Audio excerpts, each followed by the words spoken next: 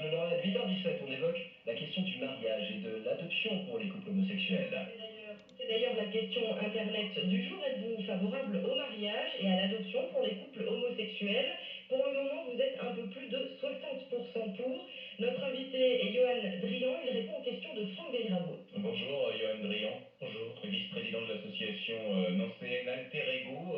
60% des personnes qui ont participé à notre question sur le site internet de France Bleu sont favorables à l'adoption et au mariage homosexuel. Ça vous rassure, ça vous étonne?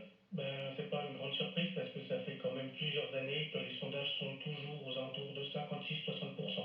Alors il y a eu une mobilisation à travers toute la France des opposants à ce mariage homosexuel sur le thème « Le mariage c'est un homme et une femme ». Pourquoi réclamer pour les homosexuels cette tradition, cette volonté de vouloir le mariage pour les homosexuels?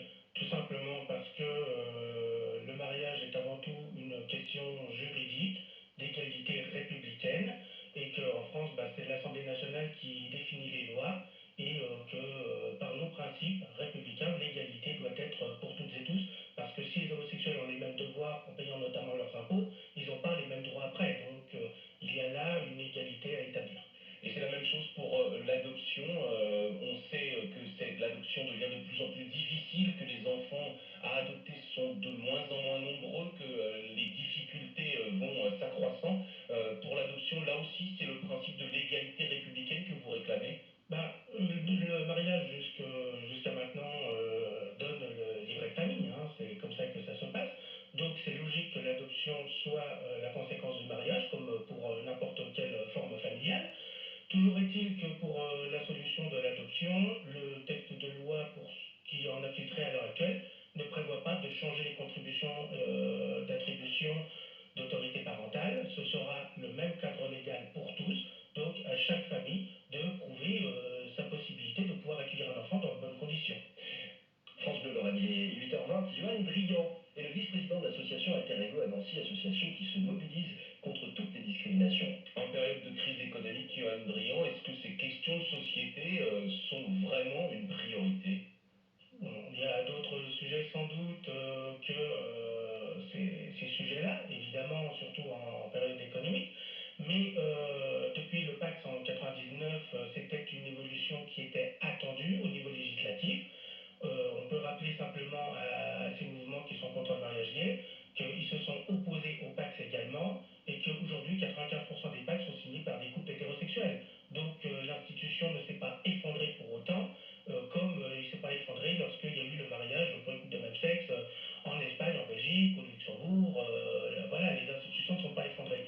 Donc pour nous, il s'agit simplement d'avancer vers une égalité pure et simple de tous les citoyens. Est-ce qu'au-delà du droit au mariage pour les couples homosexuels, il faut selon vous revoir les lois concernant la famille dans la mesure où la société a largement évolué, en particulier avec l'émergence des familles recomposées? Tout à fait. C'est là où le gouvernement manque peut-être le coche. C'est que la situation des familles a évolué. Il y a de nombreux divorces, hein, c'est plus d'une famille sur trois. Il y a énormément de familles monoparentales, de familles recomposées. Il est grand temps qu'il y ait un statut pour les beaux-parents aujourd'hui, que dans le cadre des familles homosexuelles, qu'il y ait une coparentalité, ce qui n'exclurait pas le père ou la mère biologique, mais donnerait un droit à un troisième parent, en quelque sorte, au niveau de l'autorité de l'enfant, par le compagnon ou la compagne dans le couple homosexuel.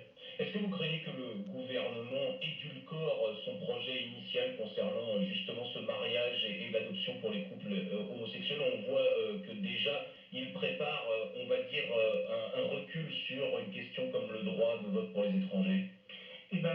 Par rapport au pré-projet qui a été débattu aux alentours du mois de septembre, on a vu que les sujets comme la procréation médicalement assistée n'étaient pas prévus dans ce texte global, alors que c'était bel et bien une promesse de campagne.